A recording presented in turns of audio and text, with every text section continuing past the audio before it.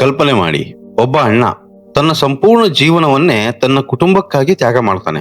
ತಂದೆ ಇಲ್ಲ, ಮನೆಯ ಜವಾಬ್ದಾರಿ ಅವನ ಮೇಲೇನೆ. ತಾಯಿ, ಇಬ್ಬರು ತಂಗಿಯರು, ಒಬ್ಬ ತಮ್ಮ. ಈ ಎಲ್ಲರ ಜೀವನದ ಭಾರ ಒಂದೇ ವ್ಯಕ್ತಿಯ ಮೇಲೆ. ಆ ವ್ಯಕ್ತಿಯ ಹೆಸರು ನಂದೀಶ. ಆದ್ರೆ ಕಥೆಯ ಕೊನೆಯಲ್ಲಿ ಅವನಿಗೆ ಸಿಗೋದು ಪ್ರೀತಿ ಅಲ್ಲ, ಕೃತಜ್ಞತೆನೂ ಇಲ್ಲ.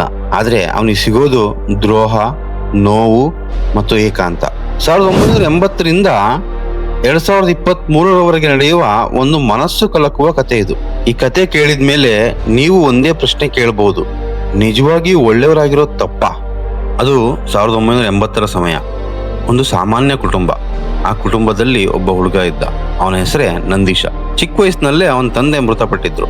ಆ ದಿನದಿಂದಲೇ ಮನೆಯ ಜವಾಬ್ದಾರಿ ಸಂಪೂರ್ಣವಾಗಿ ನಂದೀಶನ ಮೇಲೆ ಇತ್ತು. ತಾಯಿ, ಇಬ್ಬರು ತಂಗಿಯರು, ಒಬ್ಬ ತಮ್ಮ. ಈ ಎಲ್ಲರನ್ನೂ ನೋಡಿಕೊಳ್ಳೋದು ನಂದೀಶನ ಕರ್ತವ್ಯ ಆಗಿತ್ತು. ಅವನು ಹತ್ತಿರದ ಸಿಟಿಗೆ ಹೋಗಿ ಒಂದು ಹೋಟೆಲ್ನಲ್ಲಿ ಕೆಲಸ ಮಾಡ್ತಾ ಕುಟುಂಬದ ಜೀವನ ಸಾಗಿಸ್ತಾ ಇರ್ತಾನೆ. ಆದ್ರೆ ಅವನ ತಂಗಿ ಮತ್ತು ತಮ್ಮಂದ್ರು ಯಾವುದೇ ಕೆಲಸ ಮಾಡ್ದಂಗೆ ಅವ ಅಣ್ಣ ತಂದಾಕಿದ್ದನ್ನು ತಿನ್ಕೊಂಡು ಸೋಂಬೇರಿ ತರ ಬೆಳೀತಾ ಇರ್ತಾರೆ. ಕಾಲ ಕಳೆಯುತ್ತಾ ಹೋಗುತ್ತೆ. ಒಂದಿನ ನಂದೀಶನ ದೊಡ್ಡ ತಂಗಿಗೆ ಮದುವೆ ಸಂಬಂಧ ಬರುತ್ತೆ. ಮದುವೆ ಕೂಡ ಫಿಕ್ಸ್ ಆಗುತ್ತೆ. ಆದರೆ ಒಂದು ಷರತ್ತಿರುತ್ತೆ. ಮದುವೆ ಆಗೋ ಗಂಡಿಗೆ 3 ಜನ ತಂಗಿರಿರ್ತಾರೆ. ಅದರಲ್ಲಿ ಒಬ್ಳನ್ನ ನಂದೀಶ ಮದುವೆ ಆಗ್ಬೇಕಂತ. ನಂದೀಶನ ಕುಟುಂಬ ಅದನ್ನು ಒಪ್ಕೊಳ್ಳುತ್ತೆ. ಅಷ್ಟೇ ಅಲ್ಲದೆ ನಂದೀಶ ಆ ಗಂಡಿನ ಇನ್ನೊಂದು ತಂಗಿಯನ್ನ ತಮ್ಮ ಸ್ನೇಹಿತನ ಜೊತೆ ಮದುವೆ ಮಾಡೋಕೆ ನಿರ್ಧರಿಸ್ತಾನೆ.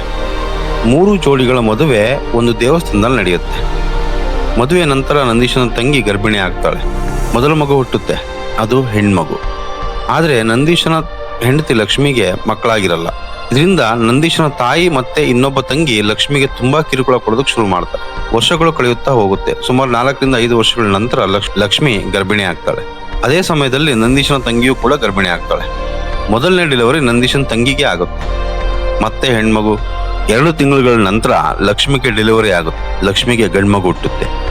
ಈ ವಿಷಯವನ್ನು ನೋಡಿದ ನಂದೀಶನ ತಂಗಿಗೆ ಸಹಿಸ್ಕೊಳ್ಳೋಕ್ ಆಗದೇ ಇಲ್ಲ. ಅವಳು ತನ್ನ 2 ತಿಂಗಳ ಮಗುವನ್ನೇ ಬಿಟ್ಟು ಮನೆ ಬಿಟ್ಟು ಹೊರಡೋಗ್ತಾಳೆ. 1 ವರ್ಷ ಕಳೆದ್ರೂ ಹಿಂದಿರುಗೋದಿಲ್ಲ. ನಂತರ ನಂದೀಶ ಅವಳಿಗೆ ಬುದ್ಧಿ ಹೇಳಿ ಮತ್ತೆ ಅವಳ ಗಂಡನ ಮನೆಗೆ ಕರ್ಕೊಂಡ್ಬಂದು ಹೋಗ್ತಾನೆ. ಆದ್ರೆ ಅದಾದ ನಂತರ ಲಕ್ಷ್ಮಿಗೆ ಟಾರ್ಚರ್ ಇನ್ನೂ ಹೆಚ್ಚಾಗುತ್ತೆ. ಕೆಲವು ವರ್ಷಗಳ ನಂತರ ನಂದೀಶ ಒಂದು ನಿರ್ಧಾರನ ತೆಗೆದುಕೊಳ್ತಾನೆ. ಅವನು ತನ್ನ ಹೆಂಡತಿ ಮತ್ತು ಮಕ್ಕಳ ಜೊತೆ ಬೇರೆ ಊರಿಗೆ ಶಿಫ್ಟ್ ಆಗ್ತಾನೆ. ಅಲ್ಲಿ ಒಂದು ಚಿಕ್ಕ ಹೋಟೆಲ್ ಆರಂಭಿಸ್ತಾನೆ. ಲಕ್ಷ್ಮಿಯು ಅವನ ಜೊತೆ ಕೆಲಸ ಮಾಡ್ತಾ ಇರ್ತಾಳೆ. ಹೋಟೆಲ್ ಚೆನ್ನಾಗೇ ನಡೀತಾ ಇರುತ್ತೆ. ಆದರೆ ಆ ಹೋಟೆಲ್ ತಂಗಿಯ ಮನೆಯ ಪಕ್ಕದಲ್ಲೇ ಇರುತ್ತೆ. ಹೋಟೆಲ್ಗೆ ತರೋ ಸಾಮಾನುಗಳಲ್ಲಿ ಅರ್ಧ ಭಾಗ ತಂಗಿ ಮನೆಗೆ ಹೋಗ್ತಾ ಇರುತ್ತೆ. ಅಷ್ಟೇ ಅಲ್ಲ, ಹೋಟೆಲ್ ಚೆನ್ನಾಗಿ ನಡೆಯೋದನ್ನು ನೋಡಿ ತಂಗಿಗೆ ಅಸೂಯೆ ಶುರುವಾಗುತ್ತೆ. ಇದು ಬೇಕು, ಅದಕ್ಕೆ ಬೇಕು ಅಂತ ಹೇಳ್ತಾ ಅಣ್ಣನಿಂದ ಹಣನ ತೆಗೆದುಕೊಳ್ತಾ ಇರ್ತಾಳೆ. ತಂಗಿಯ ಮಕ್ಕಳಿಗೆ ಬೇಕಾದ ಎಲ್ಲಾ ಸೌಲಭ್ಯಗಳನ್ನು ಕೂಡ ನಂದೀಶ ನೋಡ್ಕೊಳ್ತಾ ಇರ್ತಾನೆ. ಇದನ್ನೆಲ್ಲ ನೋಡಿದ್ರೆ ನಂದೀಶನ್ಗೆ 3 ಕುಟುಂಬ ಇದ್ದಂತಿತ್ತು. ಮೊದಲನೇದು ನಂದೀಶ, ಅವನ ಹೆಂಡತಿ ಮತ್ತು ಅವನ ಮಕ್ಕಳು. 2ನೇದು ತಂಗಿ ಕುಟುಂಬ. 3ನೇದು ತಾಯಿ ಮತ್ತು ಇನ್ನೊಬ್ಬ ತಂಗಿ ಮತ್ತು ತಮ್ಮ ಇದ್ರಲ್ಲ ಆ ಕುಟುಂಬ. ಈ 3 ಕುಟುಂಬಗಳಿಗೂ ನಂದೀಶನ ಸಂಪಾದನೆಯೇ ಆಧಾರ. ಒಂದು ದಿನ ನಂದೀಶ ಅಡುಗೆ ಕೆಲಸಕ್ಕೆ ಹೊರಗೆ ಹೋಗ್ತಾನೆ. ಆ ಸಮಯದಲ್ಲಿ ತಂಗಿ ತನ್ನ ಗಂಡನಿಗೆ ಸುಳ್ಳು ಹೇಳಿ ಲಕ್ಷ್ಮಿಯನ್ನು ಒಡೆಯುವಂತೆ ಮಾಡ್ತಾಳೆ. ಅವನು ಸ್ವಂತ ತಂಗಿ ಅಂತ ನೋಡೋದಿಲ್ಲ, ಅವಳು ತನ್ನ ಅತ್ತಿಗೆ ಅಂತ ನೋಡೋದಿಲ್ಲ. ಅವಳ ಕಾಲು ಮುರಿಯುವಷ್ಟು ಹೊಡಿತಾರೆ. ಆದರೂ ಕೂಡ ನಂದೀಶ ತನ್ನ ತಂಗಿ ವಿರುದ್ಧ ಯಾವ ಕ್ರಮವನ್ನು ತೆಗೆದುಕೊಳ್ಳೋದಿಲ್ಲ. ಇದರಲ್ಲೇ ಗೊತ್ತಾಗುತ್ತಲ್ವಾ ನಂದೀಶನಿಗೆ ತನ್ನ ತಂಗಿ ಮೇಲೆ ಎಷ್ಟೊಂದು ಪ್ರೀತಿ ಇತ್ತು ಅಂತ. ಸ್ವಲ್ಪ ವರ್ಷಗಳ ನಂತರ ಲಕ್ಷ್ಮಿ ಸಾವನ್ನಪ್ತಾಳೆ. ನಂದೀಶ ಅವಳ ಬಟ್ಟೆಗಳನ್ನು ಕೂಡ ತಂಗಿಗೆ ಕೊಡ್ತಾನೆ. ಆದರೆ ತಾಯಿ ಇಲ್ಲದ ಮಕ್ಕಳು ಅಂತಂದೇಳಿ ನಂದೀಶನ ತಂಗಿ ತನ್ನ ಅಣ್ಣನ ಮಕ್ಕಳಿಗೆ ಒಂದು ಊಟನೂ ಕೂಡ ಹಾಕೋದಿಲ್ಲ. ನಂದೀಶನ ಹೋಟೆಲ್ ಕೂಡ ಮುಚ್ಚೋಗಿರುತ್ತೆ. ನಂತರ ಅವನು ಒಂದು ಚಿಕ್ಕ ಕ್ಯಾರೆ ಹೋಟೆಲ್ನ ಆರಂಭಿಸ್ತಾನೆ. ಬೆಳಿಗ್ಗೆ ಓಪನ್ ಮಾಡೋದು, ರಾತ್ರಿ ಕ್ಲೋಸ್ ಮಾಡೋವಂಥದ್ದು. ಯಾಕೆ ಅಂದರೆ ನಂದೀಶನ ಆಲ್ರೆಡಿ ವಯಸ್ಸಾಗಿತ್ತು. ಅದರ ಸಾಮಾನುಗಳನ್ನ ತಂಗಿ ಮನೆಯಲ್ಲೇ ಇಡ್ತಾ ಇರ್ತಾನೆ. ಕಾಲ ಕಳೀತಾ ಹೋಗುತ್ತೆ. ನಂದೀಶನ ಮಗನೂ ದೊಡ್ಡನಾಗಿರ್ತಾನೆ. ಅವನಿಗೆ ಮದುವೆನೂ ಆಗುತ್ತೆ. ನಂದೀಶನ ಮಗನ ಹೆಂಡತಿ ಹೆಸರು ದೀಪಿಕಾ. ದೀಪಿಕಾ ತುಂಬ ಒಳ್ಳೆಯವಳು. ಅವಳು ತನ್ನ ಮಾವನ್ನ ತನ್ನ ಜೊತೆಗೆ ಇಟ್ಕೊತಾಳೆ.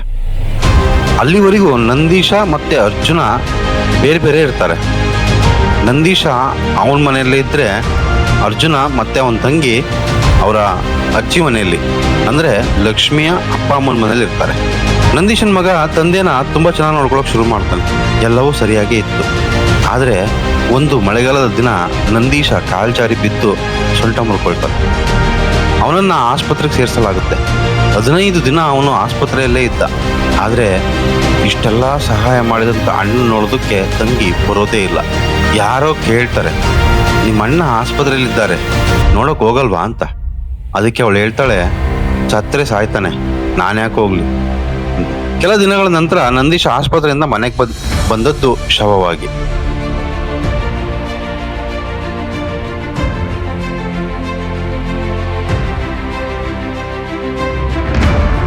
ಆದ ನಂತರ ನಂದೀಶನ ಮಗ ಹೋಟೆಲ್ ಸಾಮಾನುಗಳನ್ನು ಕೇಳೋಕೆ ತಂಗಿ ಮನೆಗೆ ಹೋಗ್ತಾನೆ. ಆದರೆ ಅವಳು ಅವುಗಳನ್ನು ಕೊಡೋದಿಲ್ಲ. ನಂತರ ಅರ್ಜುನ ತನ್ನ ಕುಟುಂಬದ ಜೊತೆ ಸಿಟಿಗೆ ಶಿಫ್ಟ್ ಆಗ್ತಾನೆ. ಸಾಲ, ಹಾಸ್ಪಿಟಲ್ನ ಖರ್ಚು, ಬಿಸ್ನೆಸ್ ಲಾಸ್, ಇವೆಲ್ಲದರ ಒತ್ತಡದಿಂದ ಒಂದಿನ ಅವನು ಆತ್ಮಹತ್ಯೆ ಮಾಡ್ಕೋಬೇಕಂತ ನಿರ್ಧಾರ ಮಾಡ್ತಾನೆ. ಆದರೆ ಅವನ ಹೆಂಡತಿ ದೀಪಿಕಾ ಅವನನ್ನು ತಡಿತಾಳೆ. ಅವಳು ಹೇಳ್ತಾಳೆ, ನಮ್ಮ ಊರಿನ ಜಮೀನು ಇದೆಯಲ್ಲ, ಅದನ್ನ ಮಾರೋಣ, ಸಾಲ ತೀರಿಸೋಣ ಅಂತ. ಅದರಂತೆ ಅವನು ಸಾಲ ತೀರಿಸ್ತಾನೆ. ಇನ್ನೇನು ಸಾಲಗಳೆಲ್ಲ ಬಗೆಹರಿದ್ವು, ಜೀವನ ಚೆನ್ನಾಗಿರುತ್ತೆ, ನೆಮ್ಮದಿಯಾಗಿರೋಣ ಅಂತ ಅವನು ಅನ್ಕೊಂಡಿರ್ತಾನೆ. ಆದರೆ ವಿಧಿ ಆಟನೇ ಬೇರೆ ಆಗಿರುತ್ತೆ. ಅಲ್ಲಿವರೆಗೂ ಸುಮ್ಮನಿದ್ದಂಥ ನಂದೀಶನ್ ತಂಗಿ ಹಠಾತ್ತನೆ ಎಂಟ್ರಿ ಕೊಡ್ತಾಳೆ. ಇದು ನಮ್ಮ ಅಪ್ಪನ ಆಸ್ತಿ, ಇದರಲ್ಲಿ ನನಗೆ ಪಾಲ್ ಬೇಕು ಅಂತಂದೇಳಿ ಕೋರ್ಟಲ್ಲಿ ಕೇಸ್ ಹಾಕ್ತಾಳೆ. ಆದರೆ ಊರಲ್ಲಿರೋ ಜನಗಳನ್ನ, ದೊಡ್ಡವ್ರನ್ನೆಲ್ಲ ಕರ್ಕೊಂಡೋಗಿ ಅವ್ರ ಮನೆ ಹತ್ರ ಹೋಗ್ತಾನೆ. ಯಾವುದೇ ರೆಸ್ಪಾನ್ಸ್ ಮಾಡೋದಿಲ್ಲ. ಕಾಲಿಗೆಲ್ಲ ಬೀಳ್ತಾನೆ, ಕೇಳ್ಕೊಳ್ತಾನೆ, ಏನಕ್ಕೋಸ್ಕರ ಮಾರದೆ ಅಂತ ಪರಿಪರಿಯಾಗಿ ಹೇಳ್ತಾನೆ. ಅದ್ಯಾವುದನ್ನು ಗಮನಕ್ಕೆ ತಗೊಳ್ಳದೆ ಅವಳಿಗೆ ದುಡ್ಡೇ ಇಂಪಾರ್ಟೆಂಟ್ ಆಗಿರುತ್ತೆ. ಯಾವುದೇ ಕಾರಣಕ್ಕೂ ಒಪ್ಪೋದಿಲ್ಲ. ಈ ಕತೆ ನಿಮಗೆ ಒಂದು ದೊಡ್ಡ ಪಾಠ ಕೊಡುತ್ತದೆ. ಜೀವನದಲ್ಲಿ ಎಲ್ಲರಿಗೂ ಸಹಾಯ ಮಾಡ್ಬೋದು, ಆದರೆ ಯಾರು ನಮ್ಮವರು ಯಾರು ಅಲ್ಲ ಅನ್ನೋದನ್ನ ಅರಿತುಕೊಳ್ಬೇಕಾಗುತ್ತೆ. ನಂದೀಶ ತನ್ನ ಜೀವನವೆಲ್ಲ ಕುಟುಂಬಕ್ಕಾಗಿ ಕೊಟ್ಟ. ತನ್ನ ತಂಗಿಯರಿಗೆ ತನ್ನ ಸಂಪಾದನೆ ಮಾಡಿದ್ದನ್ನೆಲ್ಲದೂ ತಗೊಂಬಂದು ಸುರಿದ. ಆದರೆ ಕೊನೆಯಲ್ಲಿ ಅವನಿಗೆ ಸಿಕ್ಕಿದ್ದು ನೋವೇ. ಆದರೆ ಅವನ ಮಗ ಮತ್ತು ಸೊಸೆ ಮಾನವೀಯತೆಯನ್ನು ತೋರಿಸಿದ್ರು. ಕೆಲವೊಮ್ಮೆ ಜೀವನದಲ್ಲಿ ಒಳ್ಳೆಯವರಾಗಿರಿ, ಆದರೆ ಅತಿಯಾಗಿ ನಂಬಬೇಡಿ. ಈ ಕತೆ ಕೇಳಿದ ಮೇಲೆ ನಿಮ್ಗೆ ಏನು ಅನಿಸ್ತು? ನೀವು ನಂದೀಶನ ಜಾಗದಲ್ಲಿ ಇದ್ದಿದ್ರೆ ಏನ್ ಮಾಡ್ತೀರಿ? ಕಮೆಂಟ್ನಲ್ಲಿ ನಿಮ್ಮ ಅಭಿಪ್ರಾಯ ತಿಳಿಸಿ. ಈ ಕತೆ ನಿಮ್ಗೆ ಇಷ್ಟ ಆಗಿದ್ರೆ ಒಂದು ಲೈಕ್ ಮಾಡಿ, ಜೊತೆಗೆ ನಿಮ್ಮ ಸ್ನೇಹಿತರು, ನಿಮ್ಮ ಸಂಬಂಧಿಕರಿಗೆ ಶೇರ್ ಮಾಡಿ. ಯಾರೆಲ್ಲ ಸಬ್ಸ್ಕ್ರೈಬ್ ಮಾಡ್ಕೊಂಡು ಈ ವಿಡಿಯೋನ ನೋಡ್ತಿದ್ದೀರಾ, ನಿಮ್ಮೆಲ್ಲರಿಗೂ ಥ್ಯಾಂಕ್ ಯು ಸೋ ಮಚ್. ಇನ್ನು ಯಾರೆಲ್ಲ ಸಬ್ಸ್ಕ್ರೈಬ್ ಮಾಡ್ಕೊಳ್ದಲ್ಲೇ ಈ ವಿಡಿಯೋ ನೋಡ್ತಿದ್ದೀರಾ, ದಯವಿಟ್ಟು ಸಬ್ಸ್ಕ್ರೈಬ್ ಮಾಡಿಕೊಂಡು ಈ ಒಂದು ಕಮ್ಯುನಿಟಿಗೆ ಮೆಂಬರ್ ಆಗ್ರಿ ಅಂತ ಹೇಳ್ತಾ, ಸೊ ಇಲ್ಲಿಗೆ ಈ ಕತೆನ ಮುಗಿಸ್ತಾ ಇದ್ದೀವಿ. ಸಿಗೋಣ ಮುಂದಿನ ವಿಡಿಯೋದಲ್ಲಿ. ಧನ್ಯವಾದಗಳು.